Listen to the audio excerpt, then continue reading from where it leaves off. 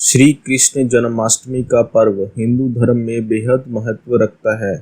इसी दिन पर भगवान कृष्ण का अवतार हुआ था। धार्मिक मान्यताओं के अनुसार इस शुभ अवसर पर भक्तजन व्रत रखते हैं और भावपूर्ण पूजा अर्चना करते हैं। हिंदू पंचांग के अनुसार इस साल जन्माष्टमी 26 अगस्त को मनाई जाएगी।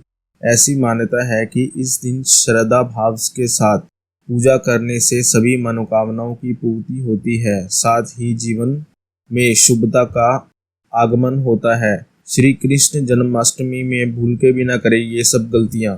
जन्माष्टमी व्रत के दिन तामसिक भोजन जैसे कि मांस, अंडे और शराब आदि का सेवन नहीं करना चाहिए।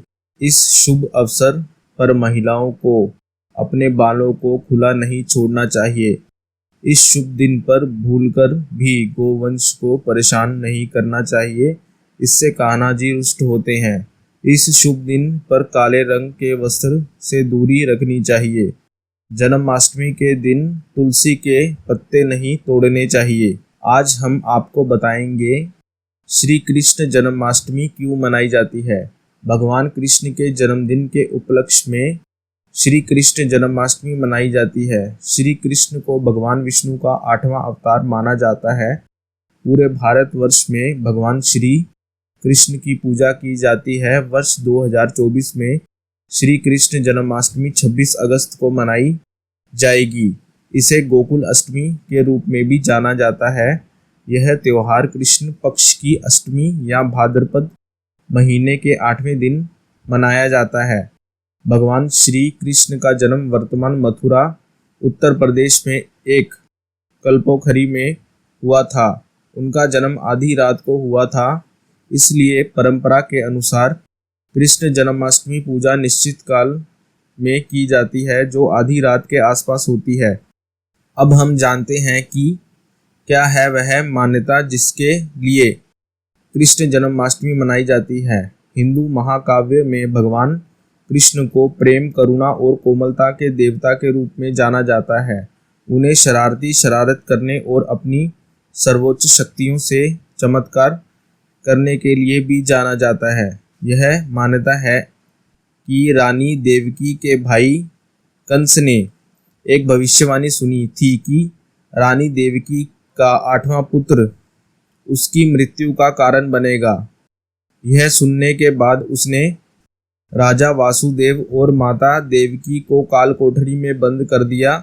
कंस ने देवकी की 7 संतानों का वध कर दिया था। इससे पहले कि 8वीं संतान श्री कृष्ण को खत्म करने की कोशिश कर पाता, राजा वासुदेव ने कृष्ण को एक टोकरी में अपने सिर पर रखकर यमुना नदी पार की और उन्हें गोकुल में एक सुरक्षित स्थान प्रदान किया, जहां माता यशोदा और नंद ने कृष्ण का पालन पोषण किया। इसके अलावा महाभारत में कुरुक्षेत्र युद्ध के दौरान अर्जुन के सारथी के रूप में भगवान कृष्ण का वर्णन सबसे व्यापक रूप में मनाया जाता है। उन्होंने अर्जुन की धर्म के प्रति निष्ठा को बनाए रखा। भगवान कृष्ण की धर्म के रक्षक और अधर्म के विनाश के रूप में प्रतिष्ठा के कारण उनका जन्म राष्ट्रव्यापी रूप में जन्माष्टमी के दिन मनाया जाता है। पूरा देश भगवान कृष्ण के जन्मदिन को बहुत उत्साह और उमंग के साथ मनाने के लिए एक साथ आता है। बच्चे छोटे कृष्ण के रूप में सजे हुए, मिठाई की दुकानों और सुंदर हांडियों से सजे बाजार, नाटकों की तैयारी करते लोग जिसे रामलीला भी कहा जाता है, और मंदिरों को फूलों से सजाते हुए देखना काफी आम है। इस दिन हिंदू तीर्थ स्थलों पर पवित्र पुस्तकों भागवत पुराण, भागवत गीता के श्लोकों का पाठ भी आयोजित किया जाता है। मंदिरों में उत्सव भोर से पहले शुरू होता है और पूरे दिन से लेकर आधी रात तक चलता है। भक्त कीर्तन का आयोजन करते हैं और भगवान के नाम का जाप करते हैं। इसे कई भक्त भगवान कृष्ण की मूर्ति को सजाते हैं, अगरबत्ती जलाई जाती है, धर्म ग्रंथ पढ़े जाते हैं और कई लोग पूरे दिन उपवास भी करते हैं। इस अवसर पर कई स्वादिष्ट भोजन व्यंजन भी बनाए जाते हैं। भारत में कुछ स्थान विशेष उल्लेख के पात्र हैं।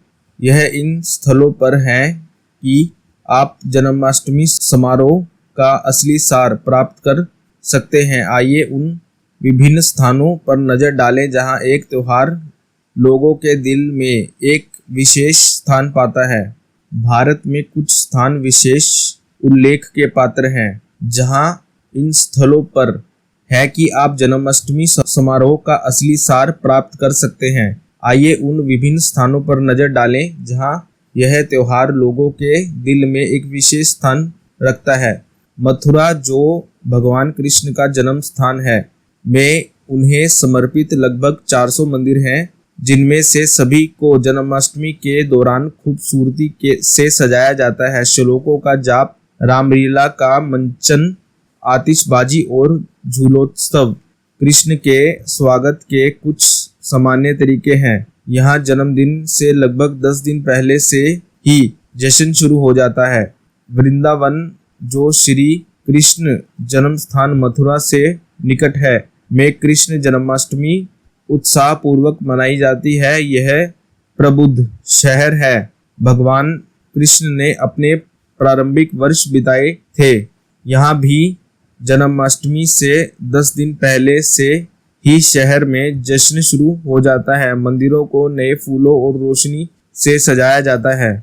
जैसे कि भगवान कृष्ण का जन्म जेल में हुआ था, वासुदेव उन्हें गोकुल ले गए। यही कारण है कि प्राथमिक अवकाश के एक दिन बाद मनाए जाने वाले उत्सव को गोकुल अष्टमी के नाम से भी जाना जाता है। इस दिन उपवास, भजन गाते हैं, मंत्र पढ़ते हैं, शंख बजाते हैं और घंटियां बजाते हैं।